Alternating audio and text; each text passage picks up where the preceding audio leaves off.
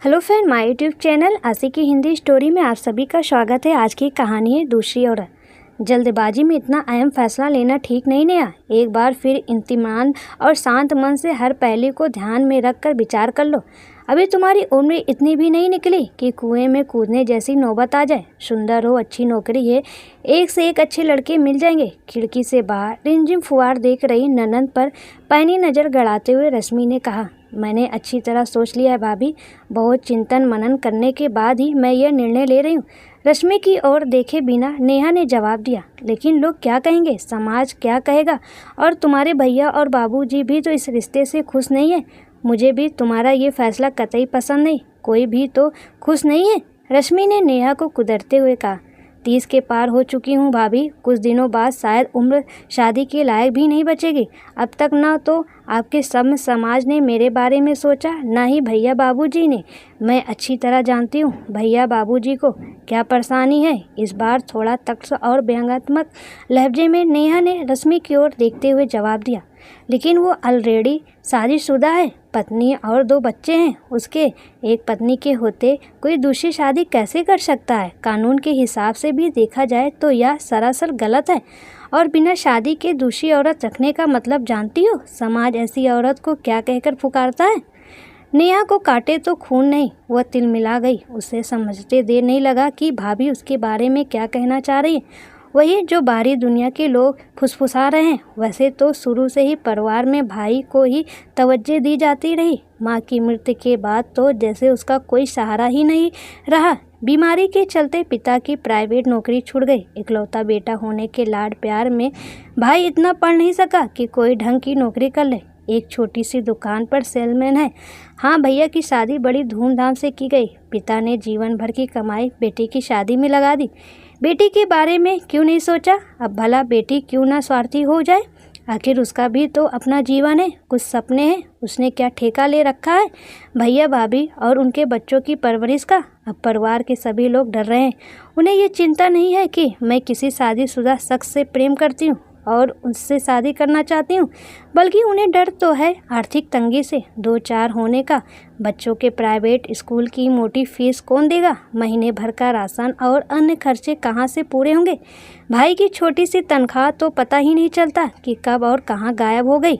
जानती हूँ भाभी, ऐसी औरत को रखेल कहते हैं। इस बार गुस्से के साथ साथ नेहा की आंखें थोड़ी नम थी। वह लगातार बोलती चली गई, लेकिन आप बेफिक्र रहिए, मैं ऐसा कोई निर्णय नहीं लेने वाली। आकाश ने मुझसे वादा किया है कि वो शादी करेगा और दोनों को खुश रखेगा। आर्थिक स्थिति से वह पूरी तरह से 2 पत्नियों को रखने में सक्षम है। रही बात कानूनी प्रक्रिया की, तो हम दोनों शादी करने के लिए अपना धर्म बदल लेंगे। बहुत से लोगों ने दूसरी शादी करने के लिए अपना मजहब महज चंद घंटों के लिए बदला और अब वह पूरी तरह से समान जीवन व्यतीत कर रहे हैं। और वैसे भी आपको घबराने की ज़रूरत नहीं है। मैं पहले की तरह आप लोगों का खर्च उठाती रहूँगी। इस संबंध में भी मेरी आकाश से बात हो चुकी है, उसे कोई आपत्ति नहीं। और आकाश की पत्नी और बच्चों का क्या? कभी उनके बारे में सोचा है? क्या उनका जीवन पहले जैसा समान रहेगा? बच्चे अपने पिता को किसी नज़र से देखेंगे? आकाश की पत्नी और बच्चों को घोर मानसिक आघात से 2-4 नहीं होना पड़ेगा। इस बार रश्मि भी नेहा की आंखों में आंखें गड़ाकर बोलती चली गई। वैसे तो इस बारे में वो बेचारी खुद ही ज़्यादा सही और सटीक दुखड़ा बता सकी है। यह चिट्ठी भेजी है आकाश की पत्नी ने तुम्हारे लिए। भाभी, रश्मि के हाथ में कागज़ का टुकड़ा देख नेहा अवाक रह गई। शायद वो आकाश की पत्नी की इस प्रतिक्रिया के लिए तैयार नहीं थी। कुछ देर वह रश्मि को एकटक देखती रही, फिर कपकपाते हाथों से कागज़ का टुकड़ा ले लिया। न जाने क्यों ये पल उसे बहुत भारी और बोझिल लग रहा था। कपकपाते हाथों से उसने कागज़ का टुकड़ा खोलकर नज़र गाड़ा दी।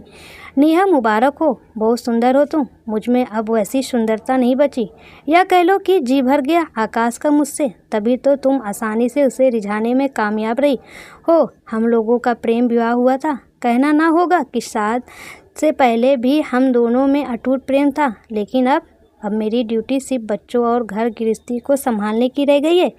आकाश से अलग नहीं हो सकती, प्रेम भी करती हूँ और कुछ मजबूरियाँ भी हैं। शायद तुम नहीं समझ सकोगी, लेकिन एक बार याद रखना कि तुम दूसरी औरत ही रहोगी जीवन भर, हमेशा। मेरे मरने के बाद भी सिर्फ दूसरी औरत, दूसरी पत्नी दूसरी औरत हमेशा पहली पत्नी और उसके बच्चों का जीवन बर्बाद करने के बाद ही दूसरी पत्नी बनती है। दूसरी पत्नी यानी एक स्वार्थी प्रेमिका अपने स्वार्थ के लिए पहली पत्नी के सपने को मिट्टी में मिला देती है। सिर्फ तुम्हें ही दोष नहीं दूंगी, आकाश भी मेरा जीवन बर्बाद करने के लिए उतना ही जिम्मेदार है जितना कि तुम। नेहा का पूरा शरीर पसीने से तर हो गया। कपकपाते हाथों से चिट्ठी भी फिसलकर ज़मीन पर गिर गई। अपनी बेचारी सी जिंदगी के सारे तर्क उसे बहुत छोटे होते नजर आए। उसकी आंखों से अश्रुधारा बह निकली और जीवन भर टपक रहे आंसुओं से चिट्ठी में लिखे शब्द भी धूमिल होने लगे। नेहा का पूरा शरीर पसीने से तर हो गया। कपकपाते हाथों से चिट्ठी भी फिसलकर ज़मीन पर गिर गई। अपनी बेचारी सी जिंदगी के सारे तर्क उसे बहुत छोटे होते नजर आए। उसकी आंखों से अश्रुधारा बह निकली और ज़मीन पर टपक रहे आंसुओं से चिट्ठी में लिखे शब्द भी धूमिल होने लगे। तभी नेहा ने अपनी भाभी को गले लगाकर कहा, भाभी मुझे माफ़ कर दो, मैं कितनी बड़ी गलती करने जा रही थी। मैं कैसे एक औरत का घर बिगाड़ सकती हूँ।